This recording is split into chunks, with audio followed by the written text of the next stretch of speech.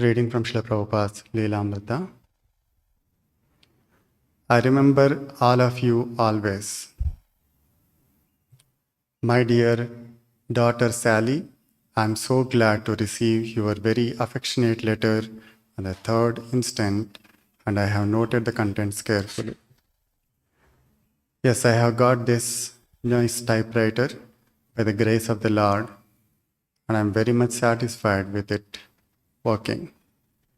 Before receiving your letter and the reply, I have sent 2 letters, both to you and Gopal. I understand that you have received them. In one of them, I have requested Gopala to dispatch 25 sets of books to Paragon Book Gallery, and I am anxious to know if the books are already dispatched.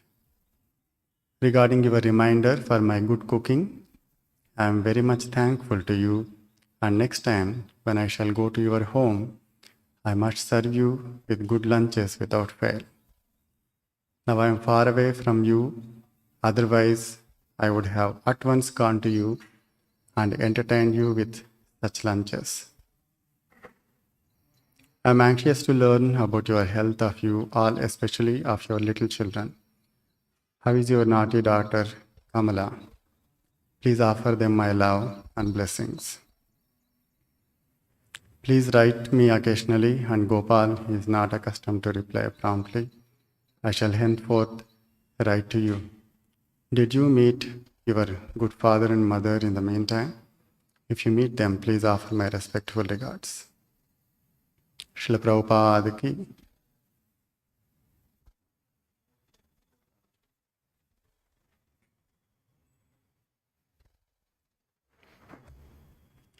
Om Namo Bhagavate Vasudevaya.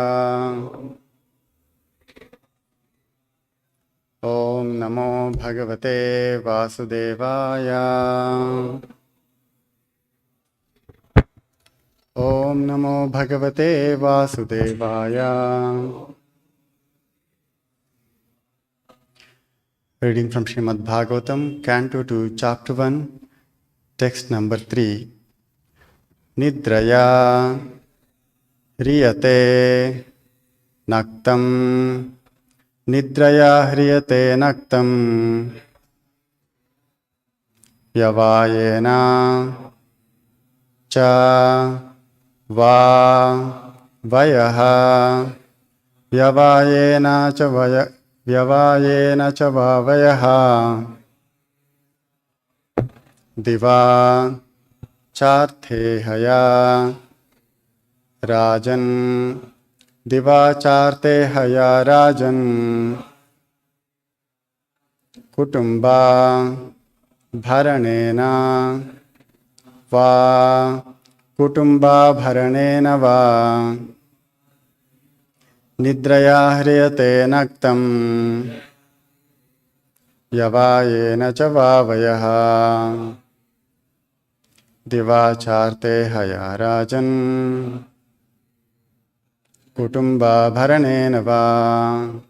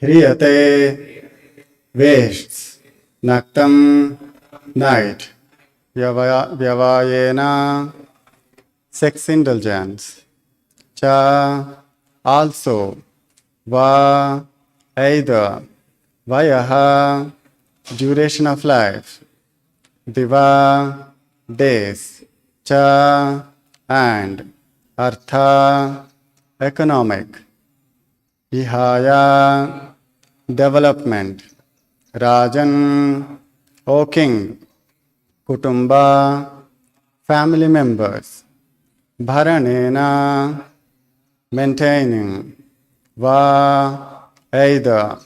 Translation purport by Yagneswara Bhaktivedanta Swamy. Srila Prabhupada ki. Translation.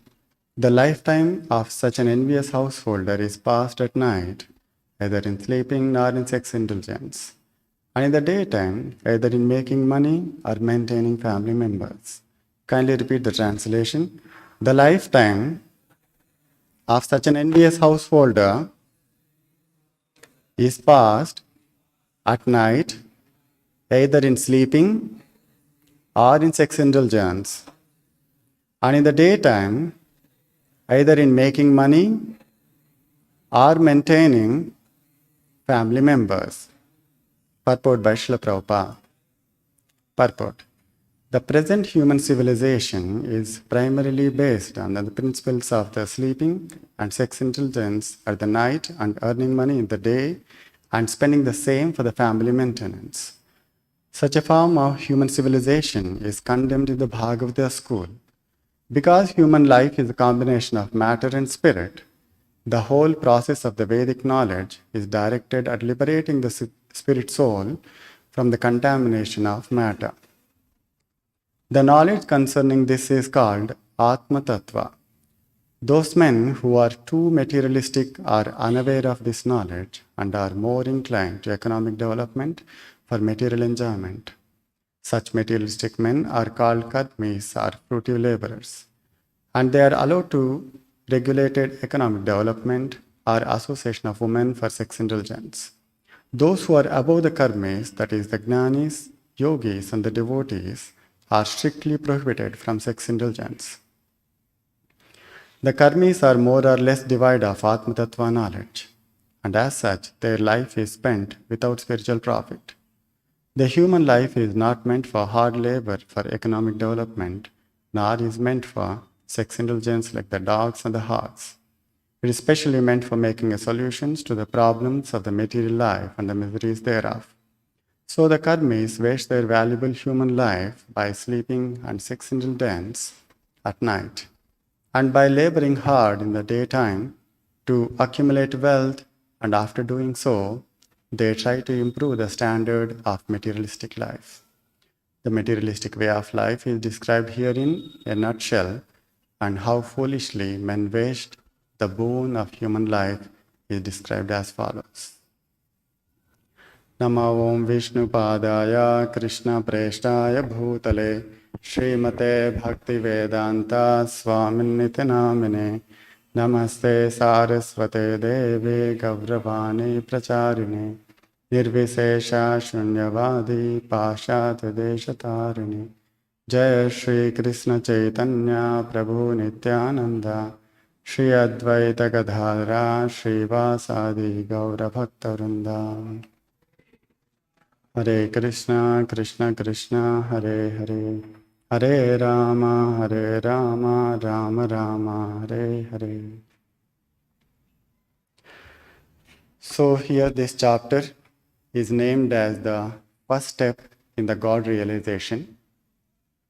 Sukadeva Goswami is explaining in the beginning of this canto about the characteristic of the people or the society who is devoid of the Atma Tattva, the spiritual knowledge. So here in this verse, if you see, there are two things which are described. In general, an ordinary person, what he does in the daytime and what he does in the night time. So it says, Diva charte that is daytime. Diva means daytime. Cha arte haya means what does he do? He tries to earn money, that is economic development. And then kutumba bharanenava means he takes care of his kutumba, the family members. And what does he do in the night? That is naktam. The night, what does he do? One is nidraya, that is sleeping, and then vyavayena means reproduction. So these are the only activities in general the human beings they try to do. If we hear this, somebody may say that, what's wrong in it? It's all right. This is what a man is supposed to do. He's supposed to earn money, take care of his family, and sleep sometime, get married, and produce the children. And this is what we have been hearing from our childhood. All of you remember, right? Work hard, very nicely, so that you will get very good education, very good life, and you will become successful. All these things we have been hearing. But the Bhagavatam gives a completely different perspective altogether. Right? It is said, Tadvag Visargo Janataga Viplavaha. It's a revolutionary change, it's a revolutionary perspective altogether the Bhagavatam gives on the human life. So today in this session we will try to see what is that revolutionary perspective that the Bhagavatam is giving than that we all heard about in general. Right? So as I was mentioning, we all heard we are supposed to work hard, struggle a lot, and improve our economical situation, and get married and become successful. This is the general instruction. We all heard about all these things. Even I heard about the same thing. I remember, when I was studying, if I'm not wrong, maybe 6th standard or 7th standard, we all celebrate our birthdays, right? So of course, now in the modern days, we all have the cakes and a lot of parties and many other things that we all do. But we are all the kids of 1990s, right? So at that time, we didn't have the cakes and celebrations and all that. All that we used to do is take some bunch of chocolates and distribute to all the friends and teachers and everyone, right? So same way, even I used to distribute the chocolates in one of the session. And finally, I reached out to some of my teachers, right? I started distributing them. And one teacher, he called me and he gave me a pen. He put me into the pocket and he said, this I'm giving it to you. You know why? You should work hard, study well, and write all your examinations with your pen. And you will become successful. I thought, okay, this is what I'm supposed to do. I said, definitely, I will try to do that. And it went on and on. Then I came to +2. Then my parents, they used to show me all the newspapers. Hey, look at these rank holders, UPSC or ABPSC, or, they all used to get a lot of ranks, right? They work so hard. The media people also interview them. You ask them, what is the secret of success? They say, work hard, day and night, every day, 6 hours, 7 hours. And I felt motivated. Oh, I think I'm supposed to work like them, do very nice hard work. So even I started reading my whole +2 very nicely, very hard working. I tried writing the, what is it called as MSET. All of you heard about it, right? So I used to read very hard, 6 hours or 7 hours, whole night, take some water and keep watching them so that you will not sleep. And at the end of the whole thing, I wrote the examination and we got the results. Now the results are appearing on the internet, right? You just go type and you see. But at that time, the results used to be published in the newspapers. You all know that, right? So finally the day came where the results are supposed to come. Then I very anxiously took the newspaper and I started searching my number, where it is, and all that. I could not get my number. Then I understood I would have got such a big rank, maybe the newspaper is not enough to mention the rank, right? So, what I want to say is always the hard work doesn't end up in the success. Even recently, also just a month back, I was seeing about all these things, newspaper talking about how hard work all these rank holders will do. And on the very next day, I saw one small newspaper clipping. There is I should say, very low class family where the father is working as a dairy laborer and even the mother also. And somehow they saved some money and they managed to educate their children very nicely. So the elder one, he got appointed as maybe a kind of a software engineer or whatever in Infosys. He works in the campus which is there in the Gachibowli. And the younger one looks like he's a little more intelligent. He could able to crack some government examination and he got appointed as a manager in one of the public sector bank. And in spite of this man who was there in the bank, he wrote another exam and he could able to crack it very nicely. And he got an opportunity to work with the railways. So he's already a government employee. Now he got one more government job. So now he want to take a decision which one he want to go.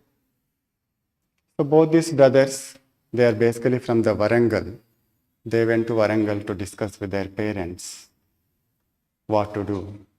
So they discussed, they came out with some decision. And Sunday evening, they were coming back to Hyderabad on a two-wheeler. In the evening around 6:30 or 7 o'clock, it is slightly dark. They were riding the two-wheeler and from the backside, there is a huge truck comes with a speed of 120 kilometers and hits this two-wheeler. And both the brothers got spot dead.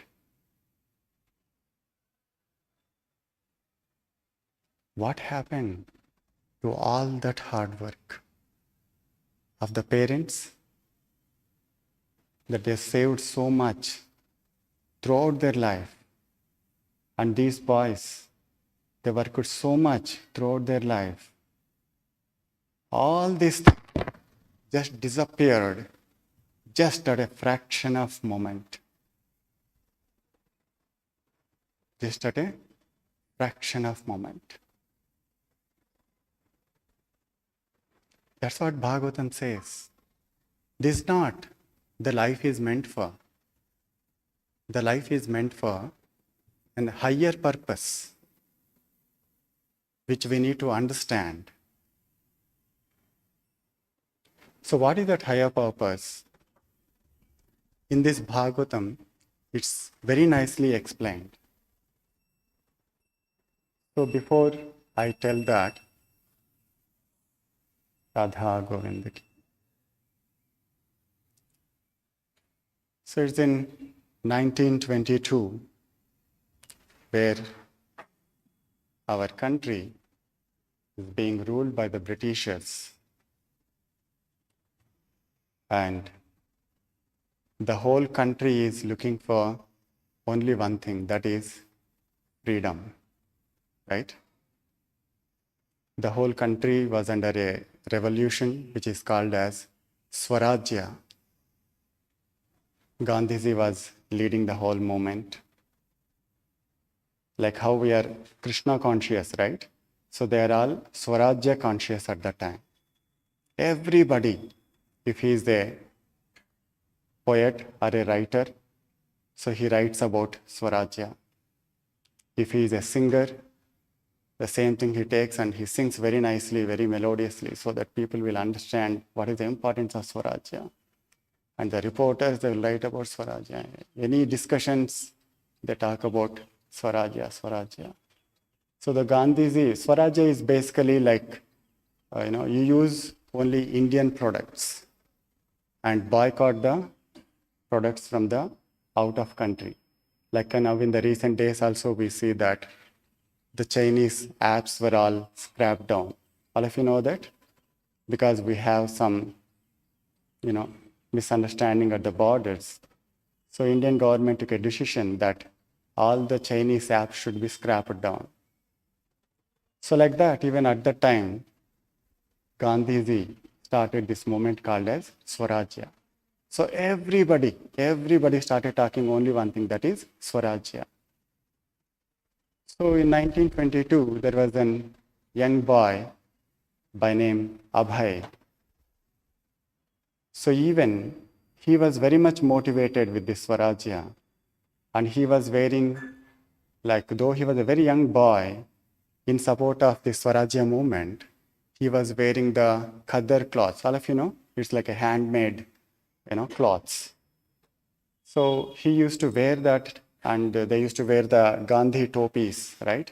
If you would have seen our grandfathers or forefathers, somebody like their photographs, they would all be wearing these kind of dresses.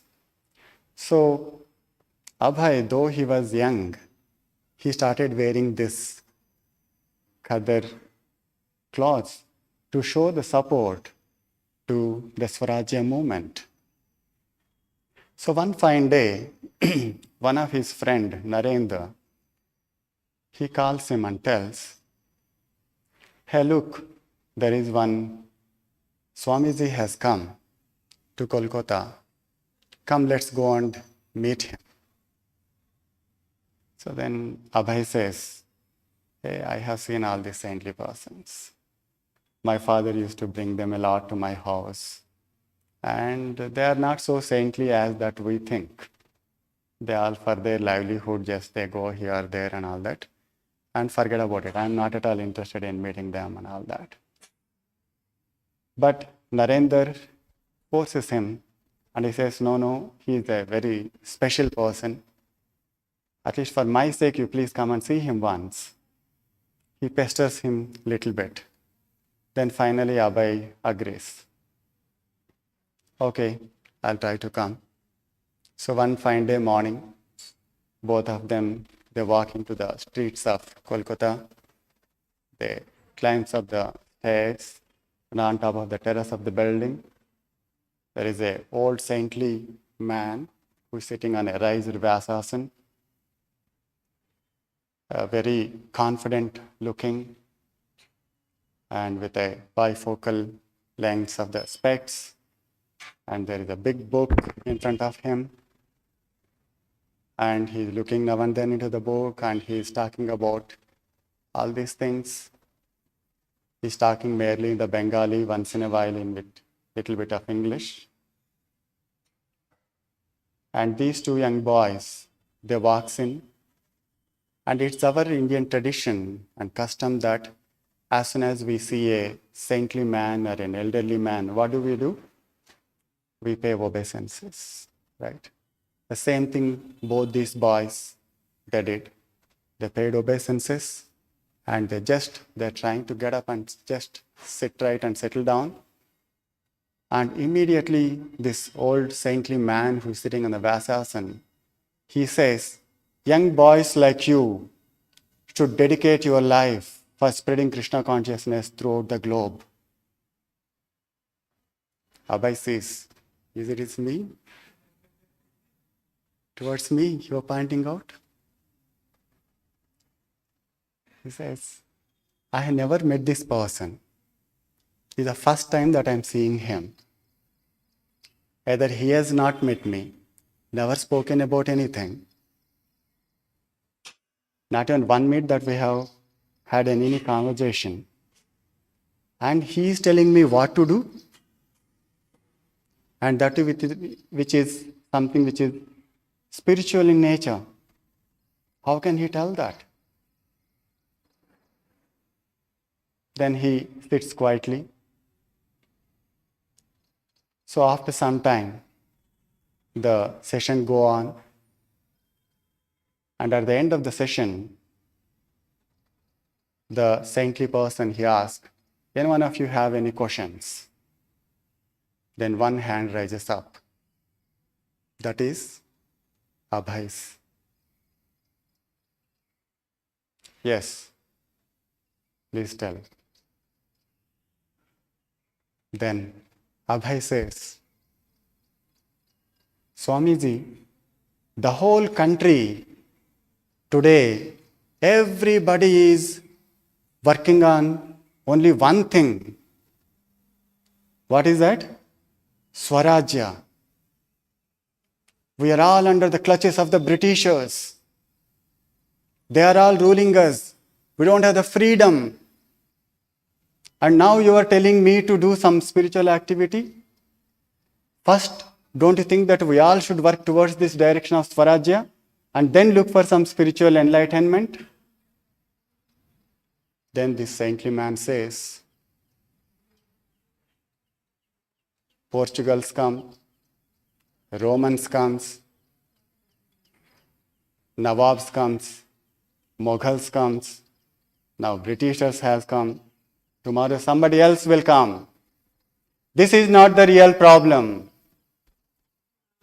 The real problem of the human life is Janma, Mrityu, Jara, Vyadhi. Birth, death, disease, and the old age. These are the 4 real problems of the human being. We should try to resolve them, not these temporary problems. Though you get Swarajya today, tomorrow somebody else will come and take you over. Can you stop it? You cannot stop it. So first you try to resolve these 4 things, not anything else. Get shock of his life. What is this man so confident about all these things? This is what the Bhagavatam is all about. All of us in general, we think in one direction, but the Bhagavatam gives a different revolutionary perspective. If somebody listens to these verses of Bhagavatam, especially the 2nd canto, the first around 10 verses, they will get their shock of their lives. They can't even digest because they have been hearing something else in their lives, always. But Bhagavatam is telling something else today. In 1950s, there was a survey which was done in US. The survey was all about what were the problems the education system is facing so that the children can become more educative. So in 1950s when they did the survey, you know what were the problems? The children were not doing the homeworks. And when they ring a bell, they all rush out into the corridors of the school, shouting a very big way, hey, and all that. We all used to do that, right? So these are problems that they found out in 1950s. And over a period of time in 1970s, also they did same kind of a survey. And they come to know that there are kind of different problems little bit. What are those? The children were not interested to come to the school on a regular basis. And another problem was teenage sex. So this was a problem in 1970s. And again, 1990s, they did the same kind of a survey. They found out there was another problem. What was the problem? The children were taking drugs in the school. And later on, in 2000, they did the same survey. They came across another problem. What was that? One day, one teacher asked the schoolboy, "Did you do your homework?" Said, no. Why did you not do? Stand up on the bench. Then he started putting inside his bag his hand. Okay, you're trying to show me your notebook? Please bring it out and show me what is that you have written. He brings out a gun and he shoots down the teacher. See the problem in 2000s? And in 2020s, the today's generation, you can't even touch the children. Forget about third person. Even their own parents, they can't even touch the children. You know what will happen? Children will go to the police station and lodge a complaint. What I mean to say is, as the time is growing, the technology, advancement, and everything is increasing, but look at the problems that we are all creating.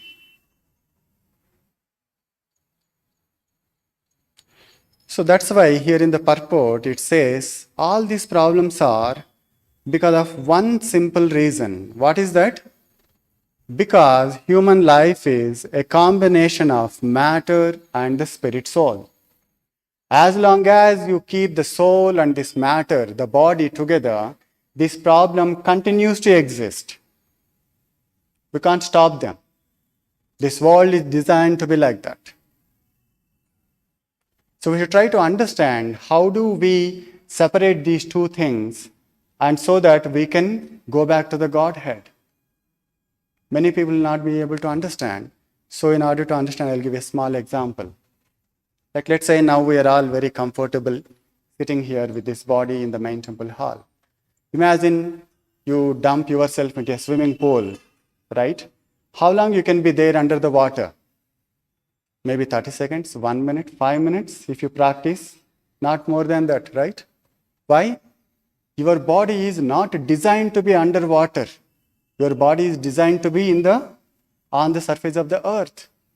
Similarly, the soul is designed to be in the spiritual world, not supposed to be here. So that is the reason we all should work towards a common goal. What is that? How do we go back to the Godhead? So this is how the Krishna consciousness is full of revolutionary ideas. If you see, we all heard about spirituality means you are supposed to take at the flag end of your life, right? But in the Bhagavatam, Prahlad Maharaj says, Kaumaram acharet pragna. From the tender age of your life itself, you are supposed to practice. Completely different perspective, right? So then many other things like vairagya. Vairagya means, according to the regular vairagya, we are all supposed to renounce everything and go to a secluded place and practice the spiritual life. But Prabhupada, over a period of time, he got a concept, something called as Yukta Vairagya.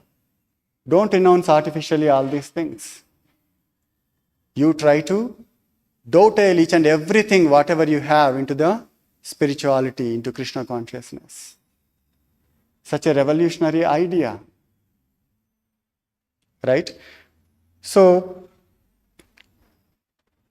here, as I was mentioning, we should always look at how we can take back this soul back to the Godhead. If you see Shukadeva Goswami here, he is completely rejecting the concept of earning money, taking care of the family, all these things. So you may ask, so you mean to say we should not take care of the family members? No, that's not, it has been said. In the previous verse of this canto, if you see, there are two kind of people. That is, one is Grihastha and one more is Grihamedi, right? Grihamedi means this is a kind of life that he leads. What is that? He earns money and takes care of his family members and he keeps going and he forgets about spirituality. But Grihastha means along with all these things he does, even he practices Krishna consciousness. So that's why Prabhupada is recommending we should try to hear Krishna and follow what he says. So what Krishna says in Bhagavad Gita, he says, Bhumi rapo nalo vayu kammana buddhirevacha. This body is made up of these 8 elements. And apart from that one, there is one more 9th element. What is that? There is soul inside this body. And the moment the soul departs from this body, the body which you have taken care of so nicely throughout your life will be burnt into ashes. All that name, fame, money, recognition, anything and everything that you have earned and you have taken care of so nicely this body, everything will be burnt into ashes. But only one thing remains. What is that? The spirit soul. So the Krishna says, Mamai Vamsha Jiva Bhuta Sanatana. That Jiva, that soul is part and parcel of mine, me. So please come back to me. Why are you simply suffering in that material world? And simply hankering about the artificial bliss or the happiness. You will never get there. That's why he says in the 6th chapter of Bhagavad Gita, Sukham atyantikam yattad buddhi grahyam atindriyam vetti yatrana chaivayam stitah chalati tattvataha. So he says, if you get into that kind of a situation, the perfection is characterized by one's ability to see the self by the pure mind and to relish and rejoice in the self. In that joyous state, one is situated boundless transcendental happiness. You can feel the real happiness by practicing this bhakti yoga. Otherwise, you will never be able to feel that real happiness. And he says, once you come to this status, you will never be shaken up with any kind of problems. You will never be. So that's the reason we should try to look at to achieve that kind of a state. And how do we achieve? He says that just by separating this body and this soul. The moment you try to connect your soul to the super soul, then that's when you will try to attain the ultimate perfection of the human being. And then you will feel the real happiness, which is meant to be doing in this human form of life. Many people, they misunderstand this. They all think that this human body is meant for economic development, work hard and do some, get some success and all that. Unfortunately, that's not the thing this body is meant for. This body is meant for serving the Lord. The moment you start serving the Lord, you will feel the real happiness, the blissfulness. And that's how you will be able to end these 4 real problems of our life, that is birth, death, disease, and the old age. So that's how many acharyas like Prabhupada, Chaitanya Mahaprabhu, and many other saints, they came down in this contaminated Kali Yuga, and they have been preaching only one thing. What is that? Surrender yourself. Just do the devotional service unto the Supreme Personality of Godhead, and the Lord will take care of the rest of it. So this is what it's been said in this verse. Hare Krishna. Srila Prabhupada ki, Srimad Bhagavatam ki, Tagore Premanande. Hare Krishna golden temple వారి మరో అపురూప కానుక హరే కృష్ణ వాణి ఆధ్యాత్మిక మాసపత్రిక.